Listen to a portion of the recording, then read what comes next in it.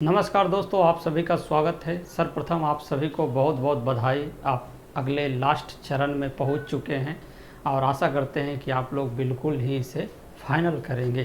तो दोस्तों, इंटरव्यू के संदर्भ में मैं आपको बेसिक जानकारी देने का प्रयास करूंगा और मैं यह बताने का प्रयास करूंगा इंटरव्यू की तैयारी कैसे शुरू की जाए। देखिए, आपके पास बहुत ज़्यादा दबाव देखने को मिल रहा है। अभी आपको 67 प्री को लेकर आप टेंशन में होंगे, फिर आपकी CDPO एग्ज़ाम होगी और ऊपर से इंटरव्यू।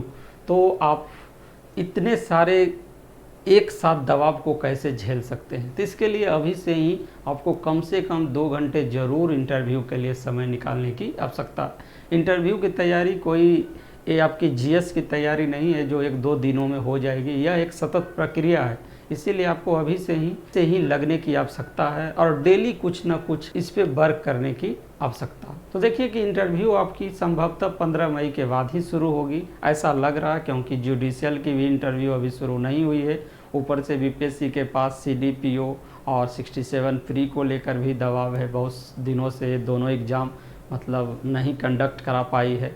तो आप 15 मई के बाद ही आपकी इंटरव्यू शुरू हो सकती है एक हिसाब से, लेकिन तैयारी अभी से ही करने की आवश्यकता है। मैं यहाँ पर एक बहुत ही बेसिक नॉलेज आपको देने का प्रयास कर रहा हूँ। अगर इस बेसिक नॉलेज को आप फॉलो करेंगे तो आपको बहुत ज़्यादा इंटरव्यू में फ़ायदा हो सकती है। तो आप कभी सोचते होंगे कि इंटरव्यू में किसी को अच्छे मार्क्स और किसी को बहुत कम मार्क्स क्यों मिलते हैं। तो यहाँ समझने की आवश्यकता है आपको कि जितनी तैयारी आप इंटरव्यू के लिए कर रहे हैं उतनी तैयारी इंटरव्यू लेने वाले भी करते हैं, और जैसे तैयारी आप कर रहे हैं वैसे ही तैयारी वो भी करते हैं। किसी प्रश्न का आंसर जैसा वो जानते हैं, अगर उसी टाइप का आंसर परफेक्ट आप दे देते हैं तो आपको बहुत अच्छे मार्क्स मिलते हैं। लेकिन अगर आप उनके प्रश्नों का आंसर उनकी भांति आप नहीं देते हैं तो वो आपसे क्या है, नाराज़ होते हैं अंदरूनी, और वो क्या है, आप उनको इम्प्रेस नहीं कर पाते हैं और फिर वो दूसरे प्रश्न पे चले जाते हैं। तो देखिएगा कि बोर्ड और छात्र दोनों इंटरव्यू की तैयारी सेम समय में शुरू करते हैं। अब कैसे सेम समय में शुरू करते हैं, तो बोर्ड के जो भी मेंबर होते हैं उनको भी सूचना मिल जाती है कि बोर्ड पैनल में आप रहने वाले हैं, ज़रा सा आप तैयारी कीजिए, और छात्र को तो सूचना मिल ही जाती है रिजल्ट के बाद। तो क्या है कि ये भी प्रतिदिन इंटरव्यू के लिए क्वेश्चन तैयार करते हैं। इनकी जो करंट अफेयर्स की रणनीति है और आपकी करंट अफेयर्स की रणनीति में थोड़ी सी अंतर देखने को मिलती है, ठीक है। तो इस पे भी हम लोग विस्तृत चर्चा करने का प्रयास करेंगे। तो आप लोग अभी से ही लगने की आवश्यकता है। इस संदर्भ में मैं कुछ बेसिक आपको कि कैसे शुरू किया जाए वो बताने का प्रयास करता हूँ। तो देखिएगा कि सर्वप्रथम आपको बायोडाटा पे वर्क करने की आवश्यकता है। बायोडाटा में कम से कम क्या है कि इतनी चीज़ों पे ज़रूर ज़्यादा फोकस करने की आवश्यकता है। सर्वप्रथम ग्रेजुएशन सब्जेक्ट। देखिए, इंटरव्यू की शुरुआत लगभग 80% ग्रेजुएशन के सब्जेक्ट से ही शुरू होती है। जैसे आपने ग्रेजुएशन कब किया, आपकी ग्रेजुएशन की सब्जेक्ट क्या थी, तो ग्रेजुएशन के सब्जेक्ट पे क्या है, फोकस करने की आवश्यकता अभी से ही है। अगर आप अंत में चाहेंगे तैयारी करना तो आप बिल्कुल नहीं कर पाएंगे, क्योंकि ग्रेजुएशन का सब्जेक्ट एक बोझिल सब्जेक्ट होता है। तो इस बोझिल सब्जेक्ट को आप अंत 5 से 10 दिनों में नहीं कर सकते हैं। लेकिन यहाँ आप एक भूल करते हैं कि ग्रेजुएशन के उस कठिन सब्जेक्ट को आप डीप स्टडी करने में लग जाते हैं।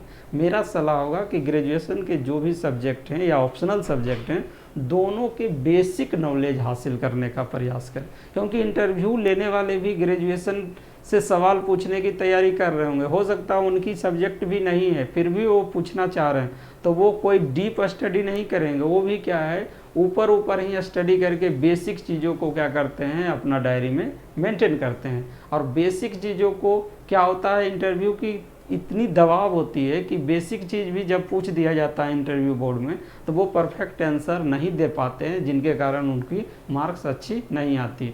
तो आप अभी से ही ध्यान दें, ऑप्शनल हो या आपकी ग्रेजुएशन की सब्जेक्ट हो, दोनों की बेसिक नॉलेज को ज़्यादा मजबूती से याद करने की आवश्यकता है, उसकी नोट करने की आवश्यकता है, उसे रिवीजन करने की आवश्यकता है। टफ की ओर ना जाएं, बेसिक नॉलेज की ओर जाएं। तो आप ग्रेजुएशन और ऑप्शनल सब्जेक्ट पे बहुत ज़्यादा फोकस करने की आपको आवश्यकता है। आगे बारी आती है हॉबी की। इंटरव्यू दो तरह की होती है। एक इंटरव्यू बोर्ड जैसे चाहता है आपको नचाता है, और एक आपके पास भी विकल्प होता है कि बोर्ड को अपने हिसाब से नचा पाएँ, या इंटरव्यू की दिशा को आप अपने ढंग से तय कर सकते हैं।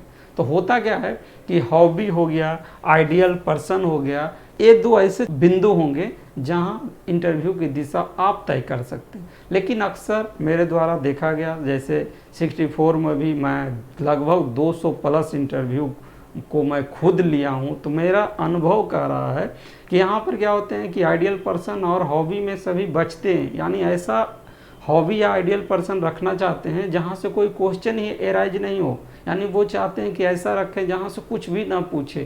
तो ये आपकी बेवकूफ़ी है। इंटरव्यू तय कर सकते हैं आप आइडियल पर्सन और हॉबी पे, इसीलिए आप यहाँ पे आइडियल पर्सन या हॉबी अपने ढंग से रखें जहाँ से क्वेश्चन तैयार हो सके, और यहाँ पे आप उसकी संपूर्ण तैयारी करें। यानी इंटरव्यू आधा आप इसी दो बिंदु पे समाप्त कर सकते हैं, लेकिन 90% लोग जो हमारा अनुभव करता है जो आते हैं, वो लोग क्या करते हैं, इन दोनों में ऐसा रखना चाहते हैं जहाँ से कोई प्रश्न ही ना उठे। तो आप इस पे वर्क करें अभी से ही, और अपने इंटरव्यू की दिशा को आप तय कर सकते हैं। अगला बारी है डिस्ट्रिक्ट। डिस्ट्रिक्ट की संपूर्ण तैयारी की आवश्यकता होगी। आप जिस जिले के हैं तो डिस्ट्रिक्ट का ऐतिहासिक अगर महत्व है तो उसे भी क्या है नोट करने की आवश्यकता है। डिस्ट्रिक्ट के संदर्भ में भौगोलिक संपूर्ण जानकारी, डिस्ट्रिक्ट आपकी क्यों फेमस है, दर्शनीय स्थल कुछ है तो आपकी डिस्ट्रिक्ट का विकास किस प्रकार से हुआ है, आपके डिस्ट्रिक्ट में कितने संसदीय क्षेत्र हैं, आपके डिस्ट्रिक्ट के मतलब विधायक कौन हैं, कोई फेमस व्यक्ति ऐतिहासिक रहे हैं तो उन्हें बारे में बताइए। यानी बहुत सारी संपूर्ण जानकारी। अगर कोई फेमस आपकी डिस्ट्रिक्ट में शहर है तो ये भी पूछा जा सकता है कि आप अपने शहर में मुझे किस प्रकार से घुमाएंगे। तो इस तरह से आपको धीरे धीरे तैयारी करने की आवश्यकता है। हालांकि ये संपूर्ण तैयारी आपको अपने से सोचकर नहीं होगा, इसके लिए मॉक इंटरव्यू बहुत ज़्यादा महत्वपूर्ण है।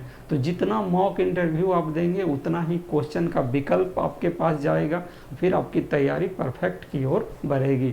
तो आप अभी से ही मॉक इंटरव्यू देना शुरू कर दें, क्योंकि लास्ट समय में जब आप मॉक देंगे अगर अच्छी नहीं जाएगी तो आप फ्रस्ट्रेट भी हो सकते हैं। तो अभी शुरुआत है, जितना ज़्यादा मॉक इंटरव्यू हो वो आप दे सकते हैं। या तो आप ऑनलाइन मॉक इंटरव्यू दे सकते हैं अगर आप पीटी एग्ज़ाम को नहीं प्रभावित होना देना चाहते हैं, और ऑफलाइन मॉक इंटरव्यू की बात ही अलग है। वो आपको और भी बहुत सारी चीज़ों को एनालिसिस करते हैं बोर्ड के जो सदस्य होते हैं, और जो ऑनलाइन होती है उसमें आपको क्या है कि सिर्फ आपकी बातचीत को ही ध्यान में रखा जाता है।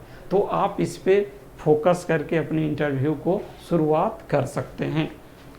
आगे हम लोग देखने का प्रयास करेंगे कि दूसरा सबसे बड़ा सेक्शन है करंट अफेयर्स का।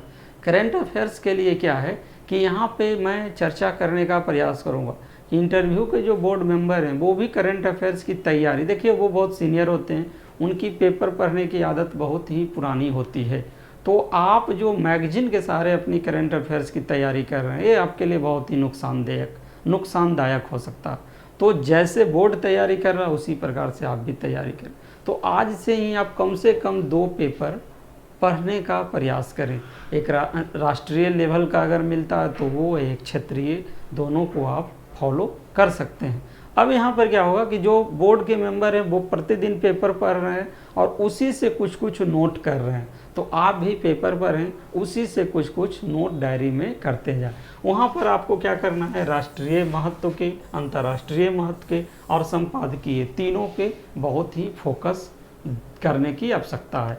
और जिस दिन आपकी इंटरव्यू होगी उस दिन फ्रंट पेज तो ज़रूर पढ़कर 1-2 पेपर का जाएं। और क्योंकि आपसे एक लगातार सवाल पूछी जाती है कि क्या आपने आज का पेपर पढ़ा है, आज की पेपर की महत्वपूर्ण खबरें क्या थी, तो इस टाइप का क्वेश्चन पूछा जाता है। इसीलिए पेपर पढ़ने की आदत अभी से ही आपको लगानी होगी, डालनी होगी। अगली बारी आती है सिचुएशन बेस्ड क्वेश्चन की। देखिए बहुत सारे लोग आपको मिलेंगे जीवन में कि मेरी इंटरव्यू बहुत ही अच्छी गई, सभी प्रश्नों के जवाब मैंने दिया लगभग, लेकिन जब रिजल्ट आती है तो उनकी रिजल्ट नहीं होती है, उनको अच्छे मार्क्स नहीं आते हैं। तो देखिएगा कि ऑब्जेक्टिव क्वेश्चन पे आपकी मार्किंग तय नहीं होती है। उसी 15-20 मिनट इंटरव्यू के दौरान आपसे 4-5 ऐसे प्रश्न पूछ लिए जाते हैं जो आपको हवा भी नहीं लगेगी कि वो प्रश्न वो याद भी नहीं रहेगी और आपकी इंटरव्यू समाप्त हो जाती है। तो वो क्वेश्चन होते हैं सिचुएशन बेस्ड। और ये सिचुएशन बेस्ड जो क्वेश्चन होती है वो यूट्यूब के नॉन स्किपेबल ऐड की तरह होते हैं, यानी इसे अगर आप स्किप कर गए, अगर इसका आंसर परफेक्ट नहीं दे पाए, तब आपको बेहतर इंटरव्यू जाने के बावजूद भी 1 से 2 प्रश्न आपकी सारी मेहनत और बरसों से तैयारी को बेकार कर सकती है। तो सिचुएशन बेस्ड क्वेश्चन की तैयारी 1-2 दिनों में नहीं होगी, इसके लिए प्रैक्टिस करने की आवश्यकता होगी। आपको मैं इसमें मदद भी कर सकता हूं। अगर आपकी लोक प्रशासन ऑप्शनल है तो लोक प्रशासन ऑप्शनल के संदर्भ में भी मैं इंटरव्यू के लिए आपको मदद कर सकता हूं। आप मेरे नंबर जो हैं 9430555129 पे कंसल्ट कर सकते हैं। मैं लोक प्रशासन और सिचुएशन बेस्ड क्वेश्चन में आपको PDF भी मुहैया करवा सकता हूं ताकि आपको मदद मिल सके। तो सिचुएशन बेस्ड क्वेश्चन की तैयारी क्या है, शानदार तरीके से करने की आवश्यकता है। यहाँ आपकी अवधारणा जो है, आपके कॉन्सेप्ट जो हैं किस तरह की है, बदलने की आवश्यकता होगी और इस पर अभी से ही वर्क करने की आवश्यकता है। अब आगे चलते हैं अगले बिंदु पे। अगले बिंदु महिलाओं या पुरुषों दोनों के लिए बहुत ही इम्पोर्टेंट है। देखिएगा, बहुत सारे आपसे ऑब्जेक्टिव सवाल पूछे जाते हैं, अगर आप नहीं जानते हैं तो बेझिझक आप सॉरी बोलें और सॉरी बोलने के समय आप अपनी मुस्कान को बनाए रखें। अक्सर क्या होती है कि जब आप 1-2 क्वेश्चन का जवाब नहीं देते हैं तो आपके मन में 2-3 सेकंड के अंदर ही सोचने लग जाते हैं कि मैं उस पिछले प्रश्न का भी आंसर नहीं दिए, ये भी नहीं दिए, मेरा पूरा मेहनत चला गया, इस टाइप के आपके दिमाग में चलने लगता। और वो जो चलता तो उसका जो प्रत्यक्ष दर्शन जो है बोर्ड मेंबर के आपके चेहरा पे झलकने लगता है। तो आपकी सबसे बड़ी मजबूती क्या है, कॉन्फिडेंट यानी अगर आप नहीं जानते हैं तो सॉरी सर बोले और मुस्कुराहट के साथ बोले। खास करके लड़कियां एकदम मुस्कुराहट का इस्तेमाल यहाँ बहुत ही फ़ायदेमंद आपके लिए हो सकती है, यानी सॉरी सर और मुस्कुराहट जाना नहीं चाहिए। दूसरी, लड़कियां हमेशा बोल्ड आवाज़ में बोले, यानी लड़की लोग की आधी इंटरव्यू उनकी आवाज़ कमी के कारण ख़राब हो जाती है। इसीलिए अगर आप बेहतर इंटरव्यू चाहते हैं तो आप अपनी आवाज़ को बुलंद के रूप में रखें। आपकी इंटरव्यू में अगर आप बहुत सारे प्रश्न का जवाब मतलब नकारात्मक भी देते हैं फिर भी अच्छे मार्क्स प्राप्त कर सकते हैं। तो दोस्तों, मैं इस संदर्भ में और भी वीडियो आते रहूँगा। आपको ये वीडियो कैसा लगा, आप अभी से ही अपनी इंटरव्यू की शुरुआत कर सकते हैं और ताकि अंत समय में आप पे ज़्यादा दबाव ना आए। तो दोस्तों, इसी के साथ आप सभी को सफल भविष्य की कामना के साथ मैं फिर आऊँगा लेकर नए वीडियो के साथ। तब तक के लिए धन्यवाद। जय हिंद।